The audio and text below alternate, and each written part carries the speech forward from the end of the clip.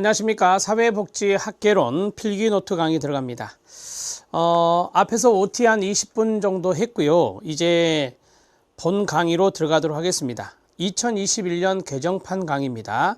핵심 기출 지문을 총정리한다 라고 생각하시고 보시면 될 것 같습니다. 이 필기노트는 제가 이제 기출문제 강의를 할 때 제가 판서한 내용들을 제자가 쓴 겁니다. 머리말에 이제 제자 이름도 있는데요. 이 제자가 그걸 써서 그것을 SD 유니타스 여기에서 이제 만든 거죠. 원고를 잘 정선해서 만들어서 작년부터 나오고 있습니다. 작년 내용에서 약간 업데이트가 됐다 이렇게 말씀을 드렸었고요. 컨텐츠를 잠깐 볼까요? 챕터 1 앞에 있는 컨텐츠를 보면 여러분들 이론서나 핵심 요약집이나 기출문제집이나 이러한 목차와 똑같습니다. 그래서 공부하는데 조금 일관성 있게 통일되게 공부할 수 있게 배려하였습니다. 챕터 1은 사회복지 실천입니다. 별표 3개입니다. 많이 나온다는 거죠. 되게 별표 3개는 4문제 정도 보통입니다. 4문제 정도 출제가 예상되는 것이고요. 사회복지 실천 기술입니다. 별표 1입니다. 사회복지 실천 기술은 1문제 내지 2문제입니다. 그런데 대개 모델 문제로서 1문제 정도 출제가 됩니다. 자, 지역사회복지 별표 1입니다. 지역사회복지는 1문제 정도 예상됩니다. 이것도 로스만의 모델이 압도적으로 많습니다. 그 다음에 기타가 있습니다. 노인과 아동과 장애인과 학교사회복지가 출제된 적이 있는데요. 여기에서 많이 출제되는 부분이 바로 아동복지와 장애인복지입니다. 아동복지에서는 카두시니, 장애인복지에서는 아주 다양한 측면의 내용이 나옵니다. 세계보건기구의 장애의 개념, 장애복지 모델 이런 것들이 나오게 되고요. 우리나라도 장애인 복지 제도가 있잖아요. 그러한 것들을 출제하기도 합니다.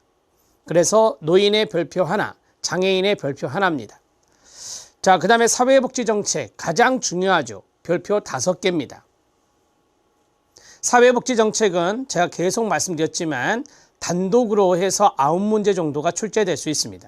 제가 단독이라는 것은 뭐냐면 사회복지학개론이 이렇게 서로 종합적인 사고 능력을 요구하기 때문에 얽혀있는 부분이 있어요. 예를 들어서 정책과 행정이 중복되는 부분이 있고 정책과 법령이 중복되는 부분이 있거든요. 정책과 지역사회가 중복되는 부분이 있어요. 이러한 것들을 혼합 영역이라는데 최근에 혼합 영역의 문제가 2문제 정도는 출제되고 있기 때문에 여기에서는 단독으로 9문제 이렇게 말씀드린 겁니다. 만약에 혼합형의 문제까지 한다면 11문제 정도도 나올 수 있습니다. 자, 행정입니다. 행정은 별표 1입니다. 대개 이제 행정에서는 사회복지 조직의 특성이라든지 아니면 조직 이론이라든지 아니면 예산 모형 있잖아요. 품목별에서부터 연기중까지 예산 모형이라든지 최근에는 기획기법의 펄트도 잘 나왔죠. 1문제 정도 예상됩니다. 법령입니다. 사회복지 법령은 실천만큼 중요하거든요. 별표 3개입니다. 자, 많이 나올 때는 4문제 정도 출제될 수 있는데요. 기본적으로 3문제 정도가 예상됩니다. 사회복지 조사 별표 1입니다. 이거는 무조건 1문제라고 보면 됩니다. 무조건 1문제입니다. 최근에 이례적으로 2문제 낸 적이 있지만 그거는 이례적인 거고요. 1문제입니다. 인행사입니다. 인간행동과 사회환경의 약자 인행사라 하는데요. 인행사는 안 나오거나 1문제입니다. 안 나오는 경우가 더 많았습니다. 그래서 만약에 나온다면 1문제 정도다. 안 나오거나 이렇게 생각하시면 되겠습니다. 인행사는 별표 치지는 마세요. 출제 확률이 낮거든요. 부록이 있습니다. 작년 교재에는 부록이 없었습니다. 이번 교재에는 부록을 넣어드렸습니다. 제가 다른 교재에 항상 넣고 있는 것이 있어요. 모델 정리한 게 있습니다. 그리고 우리나라 역사에서 시험에 나왔던 연역을 정리한 게 있습니다. 이게 학습 콘텐츠 자료실에도 있는데 여러분들이 찾기 힘들다 하시니 여러 교재에 부록으로 넣어드리고 있습니다. 아마 97쪽으로 돼 있죠. 부록이 97쪽인데 이 교재가 좀 작잖아요. 그래서 이 코팅하기는 쉽지 않고요. 이 교재 자체로 놓고 보시면 됩니다. 어차피 여러분은 이 교재를 시험장까지 가지고 가실 것 같아요. 손에 딱 들어오고 그 다음에 얇고 그러니까 보기가 좋아서 시험장에서 빨리 훑는 것이 필요하기 때문에 여기에 넣어드릴 필요가 있겠다라고 해서 공단기와 상의해서 부록에 그것을 넣어드렸습니다. 자, 그 내용까지가 컨텐츠입니다. 쭉 한번 스크리닝을 해드렸습니다. 챕터 1 사회복지 실천입니다.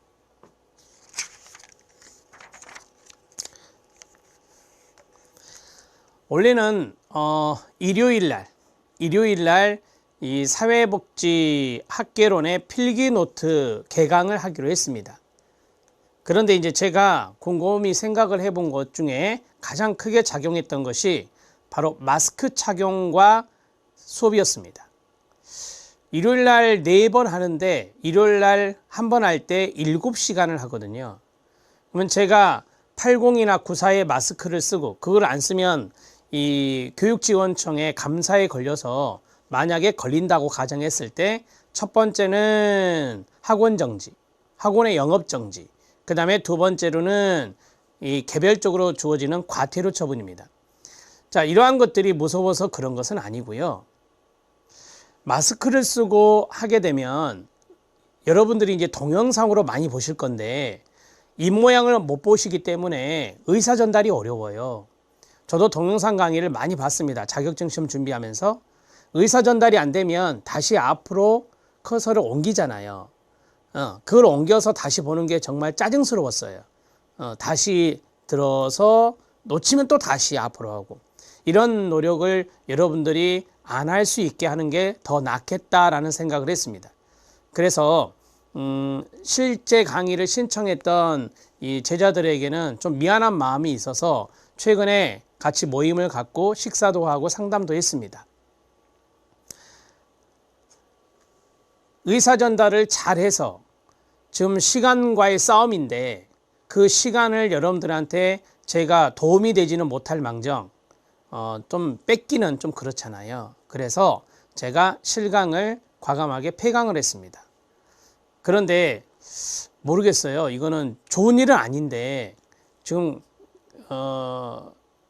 코로나 환자가 급증하고 있잖아요. 급증하고 있어서 아마 다가오는 일요일 날 수업이 될 수 있었을까라는 생각도 해봐요. 그래서 폐강을 결정하고 스튜디오에서 이렇게 촬영해서 여러분들한테 편한 마음으로 수업을 할 수 있어서 참 다행이다라고 생각합니다. 여러분들한테도 좀 좋은 일이다라고 생각을 해요. 제가 스튜디오 강의하면 아무래도 뭐 일요일 4번에서 기다리는 것보다는 제가 매일 될 수 있는 대로 강의를 해서 이렇게 업로드 해주는 것이 여러분들한테도 학습 계획 짜는데 도움이 되실 겁니다. 이 필기노트는 30강이 안 될 겁니다. 작년에 보니까 실강이었는데 27강이었거든요. 그래서 스튜디오 강의는 아무래도 실강이 아니기 때문에 조금 속도는 빠르지만 내용이 좀 더 첨부된 내용이 있어서 27강에서 30강 사이가 될 것 같다라는 말씀을 드립니다. 그리고 언제까지 완강이냐? 제가 이제 공지사항에도 올렸습니다만 12월 둘째 주 정도, 12월 둘째 주 정도에는 완강을 하도록 하겠습니다. 핵심 요약 강의는 이번 달 말, 11월 말까지 완강을 하고 기출문제는 12월 초 첫째 주까지 완강을 하고 그 다음에 필기노트 특강은 12월 둘째 주까지 마무리를 하면 여러분들이 올해 말까지는 좀 편안하게 완강된 강의들을 보실 수 있을 것 같습니다. 참고하시기 바랍니다. 자, 사회복지 실천 들어갑니다. 요거는 이제 공단계에서 만든 거예요. 뭐 닮지는 않은 것 같습니다. 뭐 이거에 어떻게 만들었는지 모르겠네요.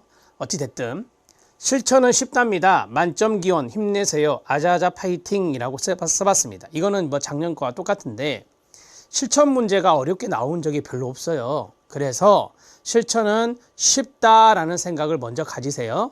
그리고 실천에서 4문제 이상이 나오고 있는데 그 문제를 모두 다 맞춘다라고 생각하고 공부에 임하셨으면 좋겠습니다.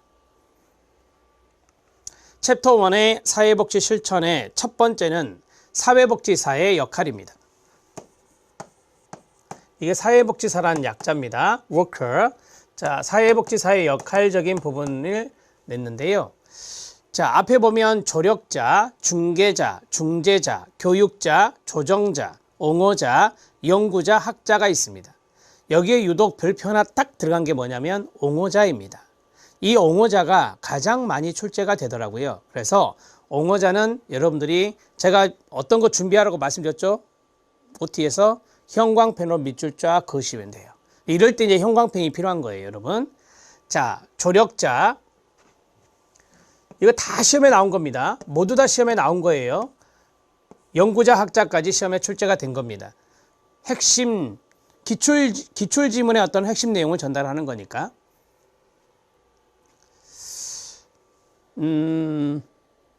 제가 영어 수업을 좀 최근에 들었어요.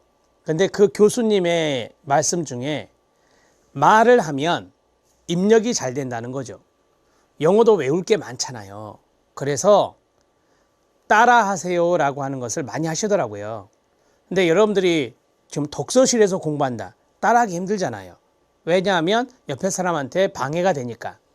도서관도 마찬가지일 거예요. 스터디 카페에서도 마찬가지일 거예요. 이렇게 소리를 크게 낼 수는 없을지라도 여러분들이 그런 마음가짐으로 했으면 좋겠습니다. 조력자, 조성자는 동의어고요. 스트레스에 대처하도록 돕는다라고 했어요. 가장 많이 나오는 지문이 바로 이거예요. 스트레스에 대처하도록 돕는 것이다. 이렇게 되는 거예요. 이 스트레스 대신에 쓸 수 있는 단어가 문제가 되겠죠. 문제. 문제. 다가올 문제에 잘 대처할 수 있도록 도와주는 거죠. 그게 도울조, 도울력자를 쓰는 조력자고요. 국가직에서는 이걸 조성자로 낸 적이 있어요. 그래서 조성자도 알아놓으시면 됩니다. 따라해봐요. 조성자 씨가 도와주었다. 이렇게 하시면 어떨까요? 조성자 씨가 도와줬다. 조성자는 조력자와 동의하다. 이렇게 생각하시면 되겠네요. 흔한 역할입니다. 자, 이제 중개자입니다. 이 중개자는 우리 사회복지 쪽에서는 이걸 브로커라고 그래요. 브로커. 중개자는 브로커. 이 브로커는 자원을 연결하거나 연계하거나 소개해주는 사람이 여기에 들어가요. 어떤 덕고 어르신에게 병원을 소개해 주었다? 1급 시험에 나온 거거든요. 이게 중개자예요. 이해되시죠? 네. 어떠한 자원을 이 클라이언트에게 연계하여 이렇게 나오면 중개자가 되는 거예요. 갈등 해결과 이게 중요해요. 중립이란 게 중요할 수 있거든요.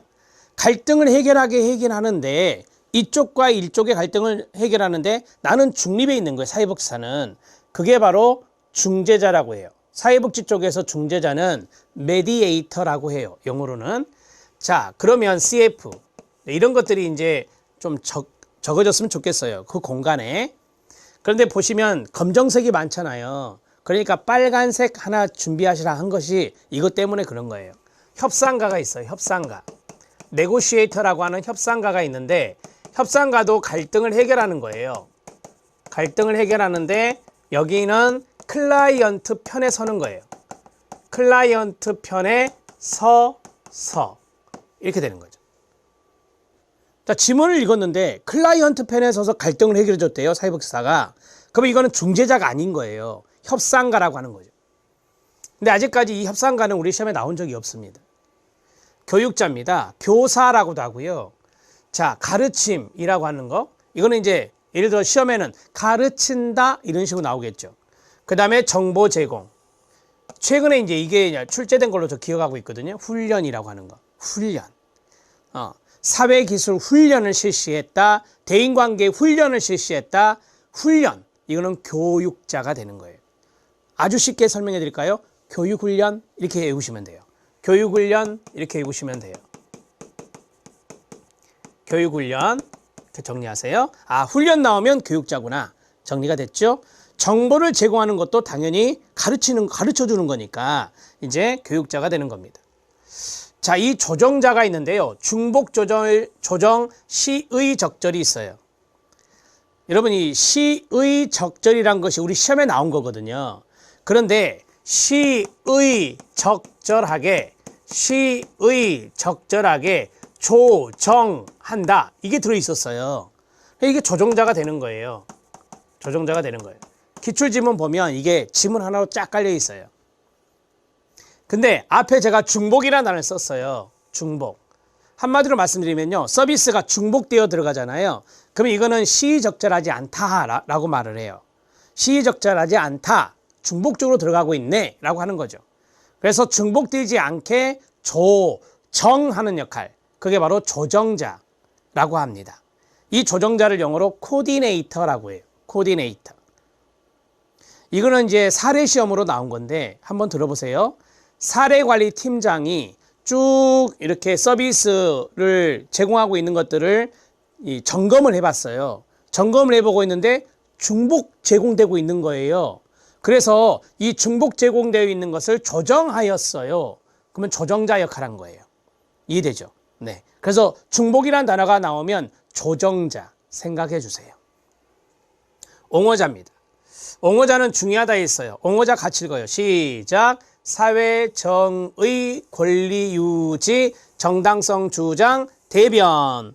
자, 지금 하나, 둘, 셋, 네 개가 깔렸잖아요. 이 네 개가 다 안 나와요. 이 중에 하나만 나올 수도 있어요. 이게 옹호자 대변자라고 하는 거예요. 자, 밑에 보니까 행동가와 협상가가 있죠. 협상가는 했어요. 클라이언트 편에 서서 갈등을 해결한다. 행동가는 집단 행동에 참여하는 거. 선동자라고 하는 거예요. 나중에 우리가 이제 로스만의 모델에서 사회행동 모델이 나오거든요. 그 사회행동 모델의 사회복지사는 행동가의 역할, 즉 선동자의 역할을 한다라고 하거든요. 집단 행동이 뭐겠어요? 시위 행동이에요. 거기에 참여하는 것을 우리가 행동가라고 하죠. 옹호자와는 좀 다릅니다. 자, 옹호자는 소셜 저스티스를 위해서, 클라이언트의 권리를 위해서, 클라이언트의 정당성을 주장하기 위해서 대변하는 것입니다. 이게 바로 옹호자입니다. 이해되셨죠? 자, 대개 옹호자의 대상자는 누굴까요? 힘이 없는 분들입니다. 힘이 없는 분들이에요. 사회적인 약자분들이에요. 그러면 사회적인 약자분들을 옹호하는 게 사회정의인 거예요. 사회적 약자분들의 권리가 침해되지 않도록 그 권리를 유지시켜주는 일이 옹호자예요. 이해됐죠? 그분들이 힘이 약하니 그분들이 정당하다라고 하는 것을 주장해주는, 대변해주는 그게 바로 옹호자예요. 이 대변이 뭐죠? 대신하여 주장해주는 겁니다. 그게 바로 대변입니다. 요게 나오면 옹호자 찍으시면 된다고요. 자, 연구자 학자 들어갑니다. 이론 발전, 이게 중요한 거죠. 이론 발전. 자, 이론의 발전은 당연히 전문적인 이론이에요. 이론의 발전은 연구자가 하는 거예요. 학자가 하는 거예요. 그렇게 해서 프로그램 향상을 도모할 수 있는 겁니다. 이론이 잘 갖추어져 있잖아요. 그러면 거기에서 실천 프로그램이 나올 수 있는 거예요. 프로그램이란 것은 이론적인 백그라운드가 있어야 이 프로그램이 나오는 거니까. 그래서 전문적인 이론의 발전과 그 다음에 프로그램의 향상, 이런 것들을 도모하는 역할이 바로 연구자, 학자라고 말합니다. 되셨죠? 역할 끝났습니다. 자, 설명을 들으셨어요? 그럼 여러분들은 이제 이번 강의가 끝나면 복습을 하셔야 돼요. 복습을 할 때 계속해서 두 가지의 방법이 있어요. 교재를 읽는 방법이 있고요. 제 강의를 계속 돌리는 거예요. 성남시에 합격한 제자가 있는데 올해 그 친구가 공단기 강의를 4,000시간을 봤대요. 얼마나 많이 돌렸겠습니까? 실제로 그 제자는 저랑 같은 동네에 살아요. 그래서 수업 밤에 끝나면 항상 제 차로 같이 데려줬어요. 그래서 매번 수업 끝날 때마다 같이 가니까 많은 이야기를 나눌 거 아닙니까? 그래서 이제 최근에 합격하고 나서 공단기에 들어가서 자기가 동영상 강의 본 시간을 봤더니 4,000시간이에요. 자기 눈을 의심했대요. 내가 이렇게 많이 봤나? 아마 공단기 1등인 것 같아요. 4,000시간이면. 그 친구가 저한테 뭐 거짓말할 친구는 아니고. 성남시 총점 400점 넘었어요. 그 친구 점수가 400점이 넘었다고요. 엄청난 점수를 받은 거죠. 그러니까 동영상 강의를 계속해서 돌려서 복습하는 방법도 나쁘진 않다. 그 친구 방법은 그거였어요. 책을 읽으면 진도가 안 나가고 집중이 안 되니 그냥 동영상 강의 계속 돌린 거예요. 그러면서 감각을 이론적인 감각을 계속해서 키워나가고 그걸 가지고 계속해서 문제를 푼 거죠. 자, 문제를 풀었다. 틀린 문제 있잖아요. 그것만 강의 봤어요. 문제를 전체 다 볼 필요 없잖아요. 시간도 없는데. 그래서 틀린 문제 콕콕 집어가지고 내 6번 틀렸다. 6번 찍고 또 듣고 10번 틀렸다. 10번 콕 찍고 듣고 이런 식으로 수업을 들었다고 합니다. 문제 풀이 때는. 이론은 계속해서 반복적으로 돌리고. 자, 그런 것도 하나의 방법이 될 수 있어요. 나는 영상 강의 보는 거 조금 싫어요 라고 하신 분들은 집중력을 잘 하시는 분들은 그냥 딱 놓고 거기서 집중해서 읽어 나가시고 이해하시면 돼요. 두 가지 방법. 자, 넘어가겠습니다.